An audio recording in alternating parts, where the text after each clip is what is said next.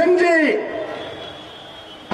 लेकिन कदें गल नहीं कर सके, कदें साढ़े मुतालबे ऊपर कोई भी चर्चा नहीं कर सके और पूरे तरीके कन्नै उनका अपना हल्का जिसने उन्हें उस कुर्सी तक पहुंचाया हा उन्हें लोगों की मुकम्मल तरीके कन्नै नजरअंदाज किया गया। अज इनकी हालत यह हुई दी है कि सुनने ही कोई तैयार नहीं। इस करिए हुन आज जी मोदी दे ना गया वोट देउड़ो, छड़ा मोदी का ना, अपनी गल नहीं, अपनी करतूत लोगों की नहीं दसदे।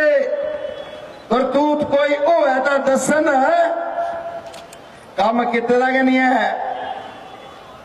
ये ठीक आख्या इन्हें कि मोदी का नाम लै देन,